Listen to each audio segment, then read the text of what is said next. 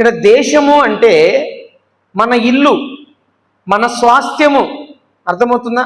మనము నివసిస్తున్నటువంటి ప్రాంతము, అర్థమవుతుందా? ఇక్కడ ఈ యొక్క దేవుడు మనకిచ్చినటువంటి ఈ దేశములో మనము బ్రతుకు దినములన్నిటను మనము అనుసరించవలసినటువంటి కట్టడలను ఆజ్ఞలను ఇక్కడ ఉన్నాయన్నమాట. ఏంటంటే ఆ కట్టడలు ఆజ్ఞలు అని అంటే, ప్రియులరా, ఇక్కడ మీకు చదువుతా ఉంటే ఏంటి ఇంత కఠినంగా చెప్తున్నారని మీరు అనుకోవచ్చేమో. అర్థమైందా? ఇది కఠినమైనటువంటిది కాదు. ఎందుకు ఇది కఠినమైనటువంటిది కాదు అని అంటే, ఇక్కడ 4వ వచనమమ్మ, వారు తమ దేవతలకు చేసినట్టు మీరు మీ దేవుడైన యెహోవాను గూర్చి చేయకూడదు. వారు అంటే ఎవరు? వారు అంటే దేవుణ్ణి ఎరగని జనులు. వాళ్ళు దేవుణ్ణి ఎక్కడెక్కడ చూస్తారు, ఏ విధంగా దేవుణ్ణి ఆరాధిస్తారు అని అంటే, ప్రతి దాంట్లో కూడా దేవుణ్ణి చూస్తున్నారు. అవునా? అంత మాత్రమే కాదు కానీ బైబిల్ గ్రంథంలో ఉంటుంది, వారి దేవతల కంట పిల్లల్ని ఏం చేస్తున్నారట? బలిగా అర్పిస్తూ ఉన్నారంట. తెలుసా మీకు ఈ సంగతి? పిల్లల్ని బలిగా అర్పిస్తారంట, నిప్పుల మీద నడిపిస్తారంట. అర్థమవుతుందా? అంటే వారి దేవతలకి వాళ్ళు ఎలా అయితే చేస్తున్నారో మీరు ఆ విధంగా మీ దేవుడైన యెహోవాకు మీరు చెయ్యకూడదు. అర్థమైందా? అంటే వాళ్ళు దేవుడు కాని దానిని దేవుని చేత ఏర్పరచబడిన దానిని దేవుడుగా పూజించే దానిని బట్టి అక్కడ ఏం జరుగుతుంది అని అంటే, దేవునిని అగౌరవపరిచినట్లు కార్యం జరుగుతూ ఉంది. అర్థమైందా? ఎందుకనంటే దేవుడు అంటాడు, నా మహిమను నేను ఎవ్వరికీ ఇవ్వను అంటున్నాడు. అర్థమైందా? దేవుడు అంటున్నాడు, నా మహిమను నేను ఎవరికి ఇవ్వను అని అంటున్నప్పుడు, ఆయన చేత చేయబడినటువంటి సృష్టమైనటువంటి మనము సృష్టిని ఆరాధిస్తే దేవుడు ఒప్పుకుంటాడా? ఒప్పుకోడు. ఎందుకని అని అంటే, దేవుడు మనుషులను సృజించింది ఎందుకు అని అంటే, యెషయా గ్రంథము 43వ అధ్యాయము 7వ వచనం, నా మహిమ నిమిత్తము నేను సృజించిన వారిని, నా నామము పెట్టబడిన వారందరినీ తెప్పించుము. చాలు. ఇక్కడ మనుషులు ఎవరి నిమిత్తము చేయబడ్డారంట? దేవుని యొక్క మహిమ నిమిత్తము చేయబడ్డారు. అవునా? దేవుడికి మహిమ ఎప్పుడు వచ్చిందంటే, ప్రియులరా, దేవుడు ఏమై ఉన్నాడని, దేవుడు ఎలా ఉన్నాడని, దేవుణ్ణి ఏ రీతిగా మనము ఆరాధించాలని, దేవుణ్ణి ఏ రీతిగా మనము వెంబడించాలని, దేవునికి మనము ఏ రీతిగా సాక్షులుగా బ్రతకాలని మనము తెలుసుకొని ఆ మార్గములో నడిచినప్పుడు మాత్రమే ఏం జరిగిద్దంటే దేవునికి మహిమ వచ్చింది కదా. అలాంటప్పుడు భూమి మీద మనం బ్రతుకుతూ ఉంటున్నామనంటే సమస్తాన్ని ఇచ్చేది ఎవరండి? మనకి దేవుడే. దేవుడు తప్ప మరి ఇంకా ఎవరు కూడా మనకి ఇవ్వట్లా. ఈరోజు మనం పొందుకున్నవన్నీ కూడా ఎక్కడి నుంచి పొందుకున్నాము? దేవుని యొద్ద నుంచి మనం పొందుకున్నాం. అవునా? కాబట్టి దేవుని వాక్యము చాలా సుస్పష్టముగా తెలియజేస్తుంది ఏంటంటే, మీ పితరుల దేవుడైన యెహోవా నీకిచ్చిన దేశములో మీరు భూమి మీద బ్రతుకు దినములన్నిటను మీరు అనుసరించి గైకొనవలసిన కట్టడలను విధులను ఇవి అక్కడ చెప్పబడినవి. ఏంటంటే వారు ఇలా చేశారు, మీరు అలాగా చేయవద్దు. అర్థమైందా? ఆ యొక్క 3వ వచనములో చాలా క్లియర్గా రాయబడింది, వారు అలా చేశారు కాబట్టి మీరు అలాగా చెయ్యమాకండి. మీరేం చేయాలంట? అక్కడ 5వ వచనములో ఉంటుంది, మీ దేవుడైన యెహోవా మీ సమస్త గోత్రములలో తన నామము స్థాపించుటకు నివాస స్థానముగా ఏర్పరచుకొను స్థలమును వెదకి అక్కడికే యాత్రలు చేయుచుండవలెను. చూడండి, ఇక్కడ చాలా శ్రేష్టమైన మాట ఏంటంటే, ఇక్కడ రాయబడిన మాట, దేవుడైన యెహోవా మీ సమస్త గోత్రములలో తన నామమును నివాస స్థానముగా ఏర్పరచుకును స్థలమును ఏం చేయాలంట? మనం ఏం చేయాలంట? వెదకాలి. ఏం చేయాలి? వెదకాలి. అర్థమవుతుందా? మనము దేవుడు ఎక్కడ ఉన్నాడని, అర్థమైందా? తన నామము ఎక్కడ ఆయన తన నామాన్ని నివాస స్థానముగా ఎక్కడ ఆయన ఉంచాడు అని, దేవుడు ఎక్కడ ఉంటున్నాడు అని. దేవుడు అనేది మనకి ఎలా ఉంటుంది అని అంటే, ఆది యందు వాక్యం ఉండెను, వాక్యము దేవుని యొద్ద ఉండెను, ఆ వాక్యమే దేవుడై ఉండెను. అర్థమైందా? అంటే దేవుడు అంటే ఎవరు? వాక్యం. అర్థమైందా? దేవుడు అంటే వాక్యం. ప్రియులారా, ఎక్కడైతే దేవుని వాక్యం ఉన్నదో, దేవుని వాక్యాన్ని అనగా దేవుణ్ణి మనం ఏం చేయాలి అని అంటే, ఆయన నామాన్ని నివాస స్థానముగా దేవుడు మనం ఉన్నటువంటి నివాసము చేస్తున్నటువంటి ప్రాంతములో దేవుడు ఎక్కడ ఆయన వాక్యము ద్వారా నివసిస్తున్నాడు, అర్థమైందా అని మనం ఏం చేయాలంట? ఏం చేయాలంటమ్మా? వెతకాలి. వెతికితే ఏం జరిగిద్ది? దేవుడు అంటున్నాడు కదా, వెదకుడి, తట్టుడి, ఇంకా అడుగుడి. అర్థమైందా? అంటే దేవుని వాక్యాన్ని మనం ఏం చేయాలంటే వెతకాలి. ఎలా వెతకాలంట? వెతికే వాళ్ళు కూడా వెండిని, అంటే ఏదైనా మన బంగారు వస్తువు కానీ ఏదైనా పోతే ఎలా వెతుకుతాం? మనం శ్రద్ధ కలిగి వెతుకుతాం కదా. అట్లాగా దేవుని వాక్యాన్ని మనం ఏం చేయాలంటే, దేవుని యొక్క సన్నిధిని, దేవుడు తన నామాన్ని నివాస స్థానముగా ఏర్పాటు చేసుకున్న ఆ యొక్క స్థలాన్ని మనం ఏం చేయాలంటే వెదకి అక్కడికే మనం ఏం చేయాలి అని అంటే, ప్రియులారా, రాయబడిన మాటలు, యాత్రలు చేయుచుండవలెను, అక్కడికే మీరు మీ దహన బలులను, మీ బలులను, దశమ భాగములను, ప్రతిష్టములుగా మీరు చేయు నైవేద్యములను, మీ మొక్కుబడి అర్పణలను, మీ స్వేచ్ఛార్పణలను, పశువులలోను గొర్రె మేకలలోను తొలుచూలు వాటిని తీసుకొని రావలెను. అర్థమైందా? ఎప్పుడైతే ఇలా చేస్తామో దేవుడు మనల్ని ఏం చేస్తాడంటే గొప్పగా ఆశీర్వదిస్తాడు. ఆ ఆశీర్వాదాల గురించి నేను ముందు చెప్తాను. అయితే చాలా మంది చేసేటటువంటి తప్పులు ఏంటి అని అంటే, వాళ్ళ ఆశీర్వాదము నిలిచిపోవడానికి, వారి యొక్క ఆశీర్వాదము వారికి కనబడకుండా ఉండడానికి, ఇతరులకి కూడా కనబడకుండా ఉండడానికి గల కారణము ఏంటి అని అంటే, ప్రియులరా, ఇక్కడ ఇదిగోండి ఒక మాట నేను చెప్తాను. 13వ వచనం చదవండి అదే అధ్యాయంలో. నీవు చూచిన ప్రతి స్థలమున నీ దహన బలులను ఏంటంట? అర్పించకూడదు సుమి. అర్థమైందా? నువ్వు చూచిన చదవన ప్రతి స్థలమున నీ దహన బలులను అర్పించకూడదు సుమి. అర్థమైందా? సుమి అనే మాటకి చాలా లోతైన అర్థం ఉంది. అంటే జాగ్రత్త. ఈ మాటలు నేను ఎందుకు చెప్తున్నాను అని అంటే, మీరు గతంలో ఎక్కడైనా ఉండొచ్చు. ఉదాహరణకి నాగలక్ష్మి అక్క ఎక్కడి నుంచి వచ్చింది? మార్కాపురం అటేటో ఆ ప్రాంతం నుంచి ఇక్కడికి వచ్చింది అక్క. మనలో చాలా మంది కూడా ఏదో వేరే వేరే ప్రాంతాల నుంచి ఇక్కడికి మనం అందరం బ్రతుకు తెరువు కోసం ఇక్కడ వచ్చాం. దేవుడు మనకి ఉండడానికి ఇంటిని, ఆ ఇంట్లో కల స్వాస్థ్యముగా, అంటే సొంత ఇల్లుగా అయితేనేమో డబ్బులు దేవుడు ఇచ్చి మనకు కొనుక్కోవడానికి, అద్దె అయితేనేమో ఆ అద్దె కట్టుకోవడానికి దేవుడు మనకి డబ్బుని ఏమిస్తున్నాడు? ఆయనే మనకిస్తున్నాడు. ఆయన కాకుండా నాకు ఇచ్చాడు, నేనే సంపాదించానేవాడు ఎవడు ఉన్నాడా? ఎవడు లేడు కదా.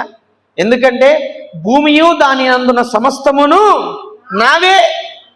దేవుడు అంటున్నాడు, భూమి నాదే, అందులో ఉన్న సమస్తము నాదే. కాబట్టి ఇంక మీరు నాకేంది ఇచ్చేది? అంతే కదా, మీరు నాకేంది ఇచ్చేది? కాబట్టి గమనించాలి ప్రియమైన దేవుని బిడ్డలారా, ఇక్కడ మీరు అర్థం చేసుకోవాల్సిన విషయం ఏంటి అని అంటే, మీరు ఆశీర్వదించబడాలి అని అంటే మీ ఆశీర్వాదం ఎవరికి కనబడాలి? నేను అడుగుతాను, మీ ఆశీర్వాదం ఎవరికి కనబడాలి? మీరు ఇక్కడ బ్రతుకుతున్నారు కదా, ఇక్కడున్న వాళ్ళకి మీ ఆశీర్వాదం కనబడాలా, లేకపోతే హైదరాబాద్లో ఉన్న వాళ్ళకి కనబడాలా? ఇక్కడున్న వాళ్ళకి మీ ఆశీర్వాదం కనబడాలి అంటే మీరేం చేయాలి అని అంటే, దేవుడు మీకు స్వాస్థ్యముగా ఇచ్చినటువంటి ఈ ప్రాంతములో మీరు బ్రతుకు దినములన్నిటను మీరు చేయవలసినటువంటి కట్టడలు, విధులు ఏంటి అని అంటే, మీరు అడుగుపెట్టిన స్థలములో గతములో ఒకవేళ ఆ స్థలము వేరే దానికి అర్పించినారేమో, దేవుడు కాని దానిని అక్కడ ఆరాధన చేశారేమో, ఆ ప్రాంతాన్ని మీరేం చేయాలంట? ఇందాక మనం చదివాం కదా, ఏమని చదివాం? ఇప్పుడు నేను చదువుతా, ఓకే? వినండి. చెట్ల కిందనేమి ఎక్కడైతే తమ దేవతలను పూజించనో ఆ స్థలములన్నిటినీ మీరు బొత్తిగా పాడు చేయవలెను. వారి బలిపీఠములను పడదోసి వారి విగ్రహములను పగలగొట్టి వారి దేవతా స్తంభములను అగ్గితో కాల్చి వారి దేవతల ప్రతిమలను కురలదోసి వాటి పేరులు అచ్చట లేకుండా నశింప చేయవలెను.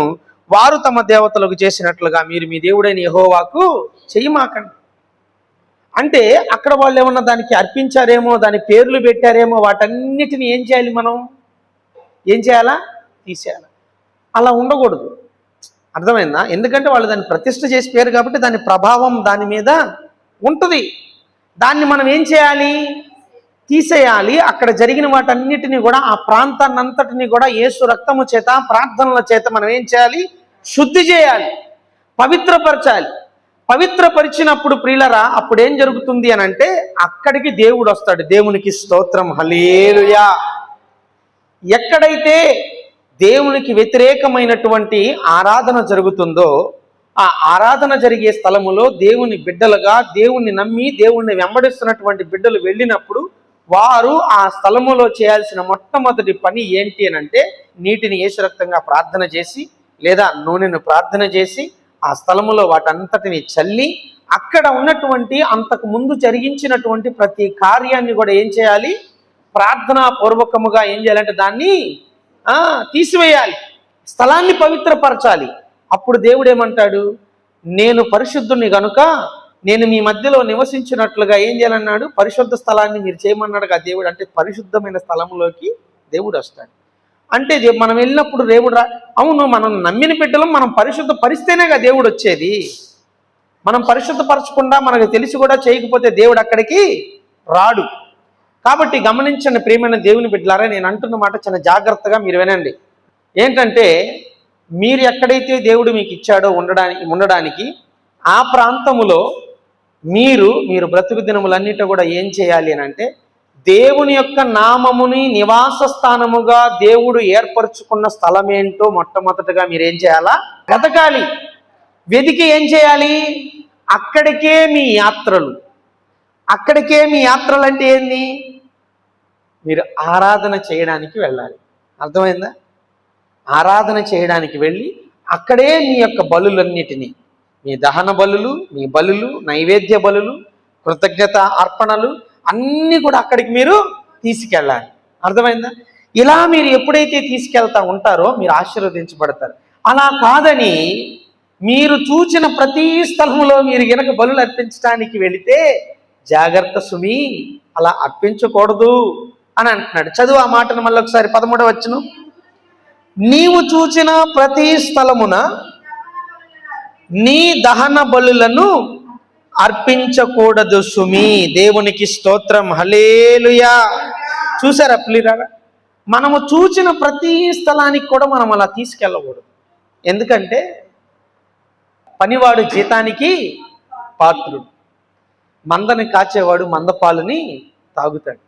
కాబట్టి నేనేమంటాను అని అంటే, శ్రేష్టమైనటువంటి దేవుని నామం అంటే చెప్పా కదా, వాక్యము విత్తబడే దగ్గర వాక్యము ఎప్పుడు కూడా ఎలా ఉంటుంది అని అంటే, ఏమి చెయ్యాలి, ఏమి చేయకూడదు. మంచి డాక్టర్ అంటే ఎవరో తెలుసా?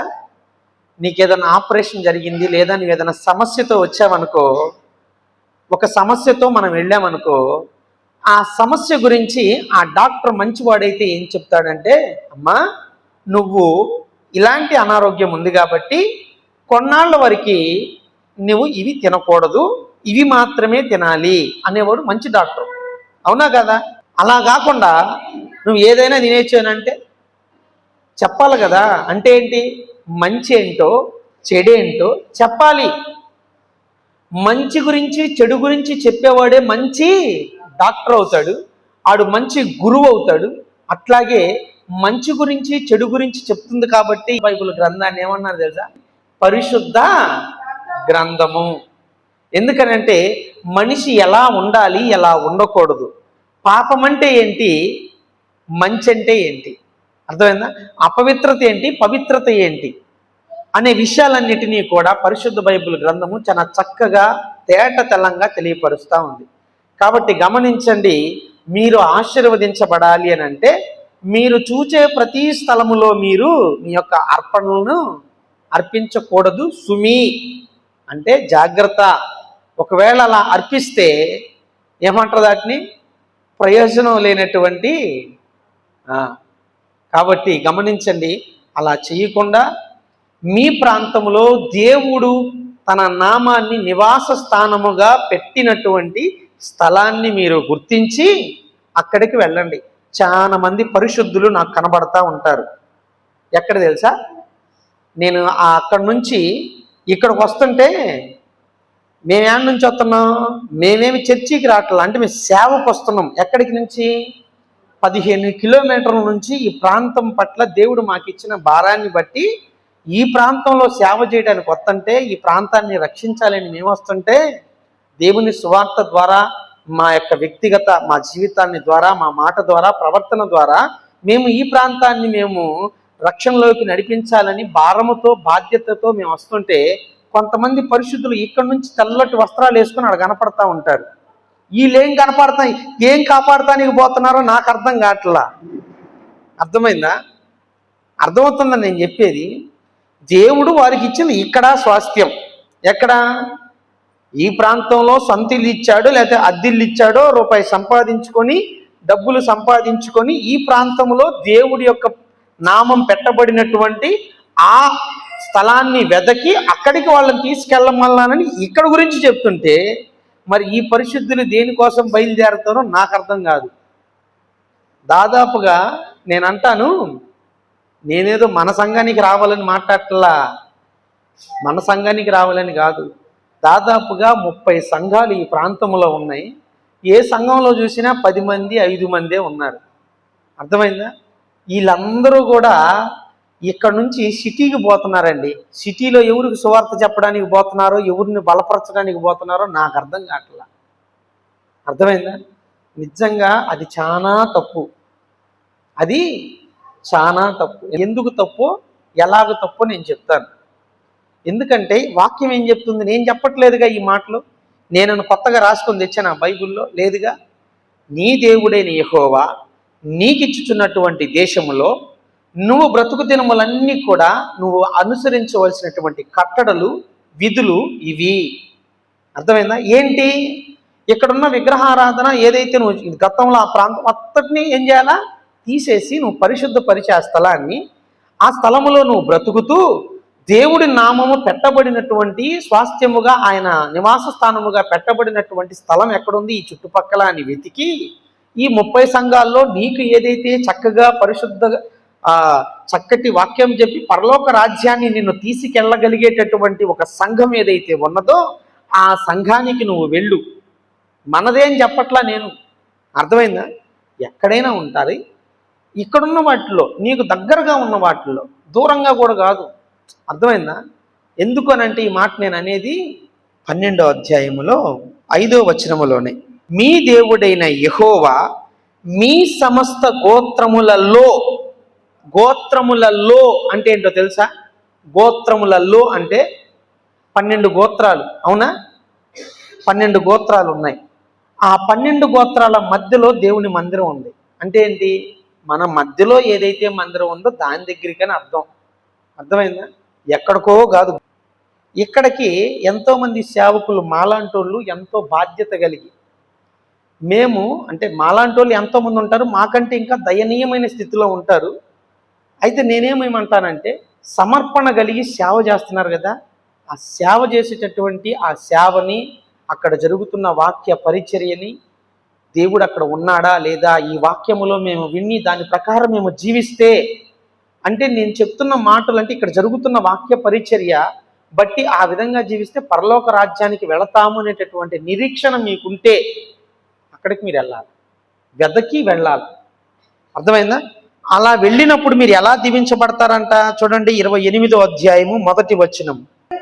నీవు నీ దేవుడైన యెహోవా మాట శ్రద్ధగా విని నేడు నేను నీకు ఆజ్ఞాపించుచున్న ఆయన ఆజ్ఞలన్నిటినీ అనుసరించి నడుచుకొనిన ఎడల నీ దేవుడైన యెహోవా భూమి మీదనున్న సమస్త జనముల కంటే నిన్ను హెచ్చించును. ఒక్క నిమిషం అమ్మ. భూమి మీదనున్న సమస్త జనుల కంటే అనంటే భూమి అనేది ఏం చెప్పాను ఇందాక? నీ స్వాస్థ్యం అంటే నువ్వు నివసిస్తున్న ఇల్లు, ప్రాంతం అని చెప్పాను కదా. అది అంటే నీ దేవుడైన యెహోవా నీకు సెలవిచ్చిన మాటలన్నిటి ప్రకారంగా, ఆజ్ఞలన్నిటి ప్రకారంగా నువ్వు గనక జీవిస్తే భూమి మీద అంటే ఏంటి? నీ చుట్టుపక్కల ఎవరైతే ఉంటున్నారో, నీ ప్రాంతం ఏదైతే ఉన్నదో ఆ ప్రాంతములో నివసించే వారందరికంటే కూడా నిన్నేం చేస్తారంట? ఏమనుంది అక్కడ? సమస్త జనముల కంటే, భూమి మీద నున్న అనే మాట దగ్గర సిఆర్ నగర్లో అంటే నీవు నివసిస్తున్న సిఆర్ నగర్ అనే స్థలములో, ప్రాంతములో సమస్త జనముల కంటే నిన్ను హెచ్చించును నీ దేవుడైన యెహోవా మాట వినిన ఎడల ఈ దీవెనలన్నీ నీ మీదికి వచ్చి నీకు ప్రాప్తించును. ఏంటంట ఆ దీవెనలు? కింద ఉన్నాయి. నీవు పట్టణములో దీవించబడుదువు, పొలములో దీవించబడుదువు. ఆగండి, పట్టణము అంటే ఏంటి చెప్పా కదా? ప్రాంతము. అర్థమైందా? అంటే నీ ప్రాంతములో నువ్వు దీవించబడతావు, నీ పొలములో దీవించబడతావు. పొలం అంటే ఏంటిది? పొలం అంటే ధాన్యం ఇస్తుంది కదా. అర్థమవుతుందా? అంటే నువ్వు పట్టణములో దీవించబడతావు, పొలములో దీవించబడతావు. ఇంకా ఏముంటుంది? నీ గర్భఫలము, నీ భూఫలము, నీ పశువుల మందలు, నీ దుక్కిటెద్దులు, నీ గొర్రె మేకల మందలు దీవించబడును. నీ గంపయు పిండి పిసుకు నీ తొట్టియు దీవించబడును. నీవు లోపలికి వచ్చినప్పుడు దీవించబడుదువు, వెలుపలికి వెళ్ళినప్పుడు దీవించబడుదువు. నీ మీద పడు నీ శత్రువులను యెహోవా నీ ఎదుట హతమగునట్లు చెయ్యును. వారొక త్రోవను నీ మీదికి బయలుదేరి వచ్చి 7 త్రోవల నీ ఎదుట నుండి పారిపోవుదురు. నీ కొట్లలోను నీవు చేయు ప్రయత్నములన్నిటిలోనూ నీకు దీవెన కలుగునట్లు యెహోవా ఆశీర్వదించును. నీ దేవుడైన యెహోవా నీకిచ్చుచున్న దేశములో ఆయన నిన్ను ఆశీర్వదించును. దేవునికి స్తోత్రం. హల్లెలూయా. అర్థమవుతుందా? నా మాటలు మీకు అర్థమైనయా? అర్థమైనయిగా? అంటే ప్రతిదీ దేవుడు ఆశీర్వదిస్తాడంట. ప్రతిదీ. ఎప్పుడు? ఇప్పుడు చెప్పండి. నేను అడుగుతాను, గ్యాప్ ఇస్తాను. ఆ గ్యాప్ని మీరే చెప్పాలా, అందరూ కలిసి చెప్పాలా. ఓకే? దేవుడు మీకు ఇచ్చినటువంటి, ఇప్పుడు మీరు ఇక్కడ అద్దెకుంటున్నారు లేదా సొంత ఇల్లు కలిగి ఉంటున్నారు. ఇప్పుడు ఇదేంటిది? మీకు ఇది దేవుడిచ్చిన స్వాస్థ్యం. ఈ స్వాస్థ్యములో మీరు బ్రతుకు దినములన్నిటిలో కూడా మీరేం చేయాలి? ఆయన కట్టడలు, విధులను అనుసరించాలి. ఇప్పుడు ఆ స్వాస్థ్యముగా మీరు ఆ ఇంట్లోకి కొత్తగా వెళ్ళారు. కీర్తన కొత్తగా వెళ్ళింది. కీర్తన కొత్తగా వెళ్ళినప్పుడు ఏం చేయాలి? ఆ ఇంట్లో అక్కడున్న గతంలో అక్కడ ఎవరైనా ఉన్నారేమో, ఆ విగ్రహాలన్నిటినీ కానీ దాని నామము పెట్టబడినటువంటి ప్రతి దాన్ని కూడా ఏం చేయాలి? తీసివేయాలి. ప్రార్థన ద్వారా ఏం చేయాలి? దాన్ని పవిత్రపరచాలి. పవిత్రపరిచినప్పుడు దేవుడు ఏం చేస్తాడు? దేవుని పవిత్రపరిచి దేవుణ్ణి స్తుతించి ఆరాధించినప్పుడు దేవుడు ఏం చేస్తాడు?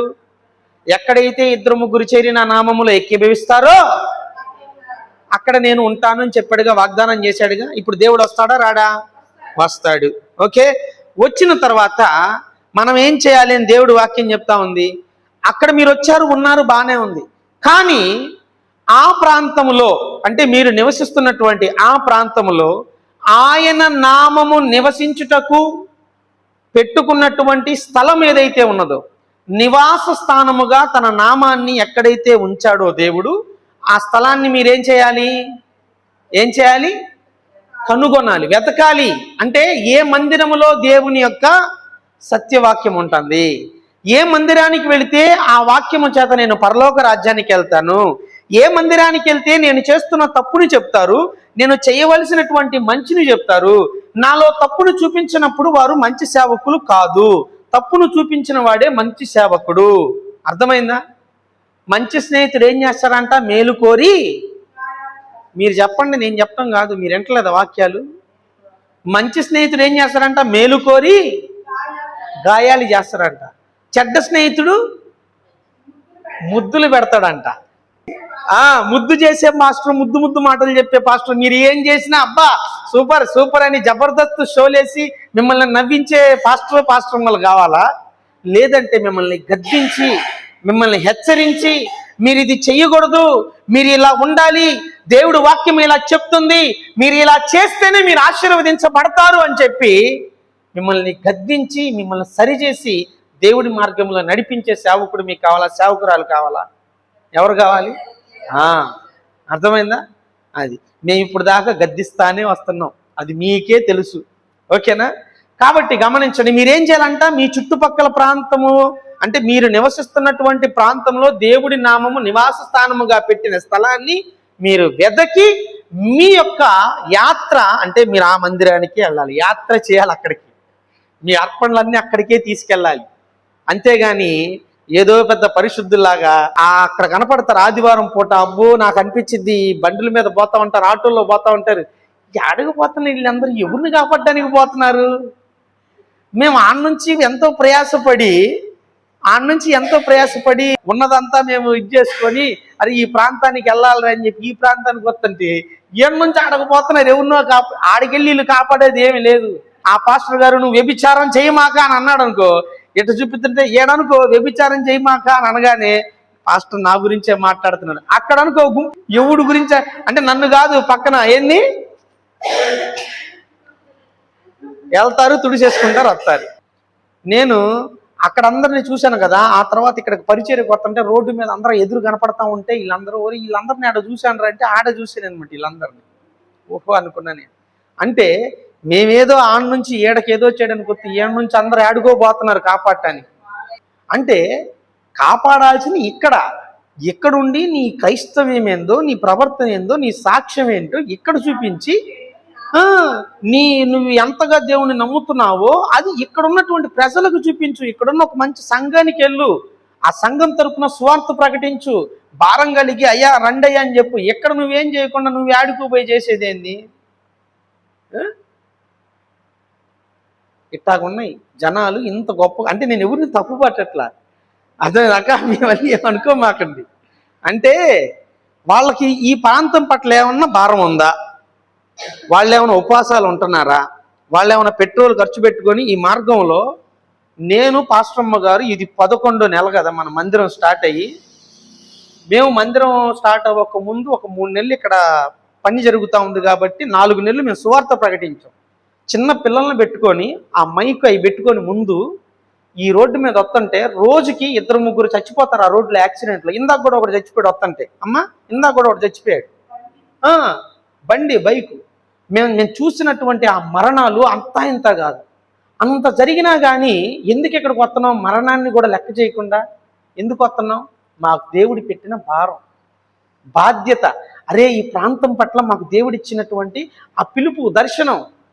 ఇక్కడ దర్శనం కోసం ఏడకొస్తే ఇక్కడ నుంచి అసలు దీని పట్ల ఒకరోజు ఉపవాసం ఉండరు, ఇక్కడికి వచ్చి ఒక ఇంట్లో దర్శించరు, ఏమీ చేయరు.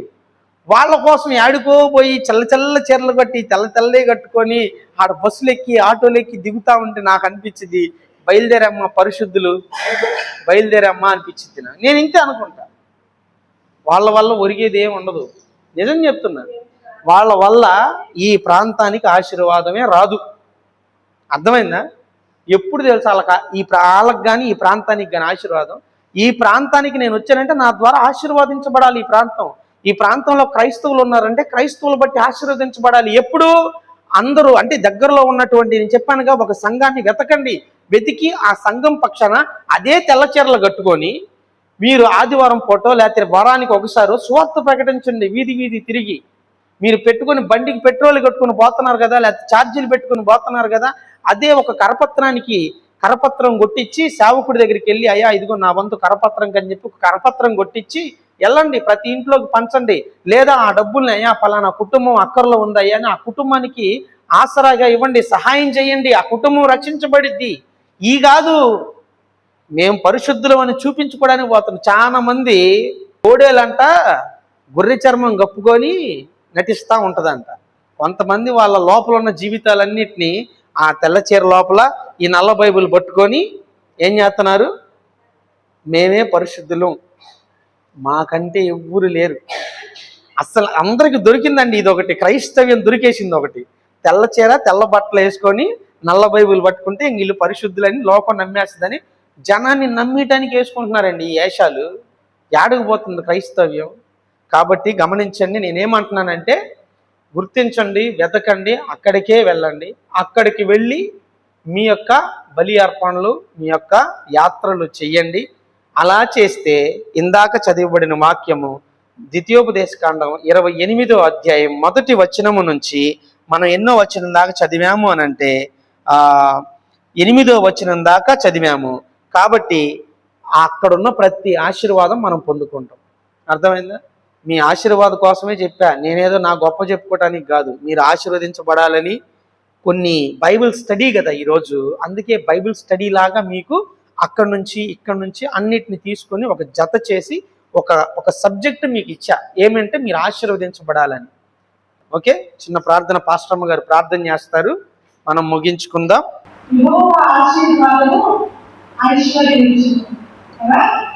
దేవుడి ఆశీర్వాదం లేకపోతే మనకు బాగుంటాము. దేవుడి ఆశీర్వాదం లేకపోతే మనకి సంపాదించుకోలేదు. దేవుని ఆశీర్వాదం లేకపోతే ఈ భూమి మీద మనం ఏది పొందుకోలేము. అందుకని ఆయన నువ్వు ఒక్కదాన్ని ఆశీర్వదించబడితే కాదు, మీరు ఒక్కళ్ళు ఆశీర్వదించబడితే కాదు, మీ ఆశీర్వాదాన్ని మాతో పంచుకోండి, మీరు మమ్మల్ని కూడా ఆశీర్వదించండి అన్నారంట. సేవకుడు చెప్పిన వర్తమానములో ఎక్కడికి పడితే అక్కడికి మీరు వెళ్ళొద్దు, కానీ మీకు ఎక్కడైతే స్వచ్ఛమైన వాక్యము దొరుకుతుందో అక్కడికి మీరు వెళ్ళినప్పుడు మీ అర్పణలు కానీ, మీ దహన బలు అర్పణలు కానీ, మీ స్వేచ్ఛార్పణలు కానీ అక్కడ మీరు ఇచ్చినప్పుడు మీరు దీవించబడతారు. అంటే మీ ఆశీర్వాదం కొరకు ఎవరు ప్రార్థన చేస్తారో మీ ఆశీర్వాదంలో వారు పాలిభాగస్తులు అవుతారు అనే వాస్తవాన్ని ఈరోజు తెలుసుకోవటానికి నాకు ఆ మాట గుర్తొచ్చింది. అందుకనే ప్రార్థనకు ముందు ఈ మాట చెప్తున్నాను. మీరు ఆశీర్వదించబడిన వర్ధిల్లిన కొలది మీ వర్ధిల్లింపు ఎవరైతే కోరుకుంటూ దేవుని ఎదుట మీ పక్షాన్ని నిలబడతారో, మీరు ఆశీర్వదించబడటానికి మీకు సామర్థ్యం ఇచ్చిన దేవుని ఎదుట మీ గురించి మొరపెడతారో వారు మీ ఆశీర్వాదంలో పాలిభాగస్తులు అవ్వాలి. అది దేవుని మాటలో ఉన్న అర్థం.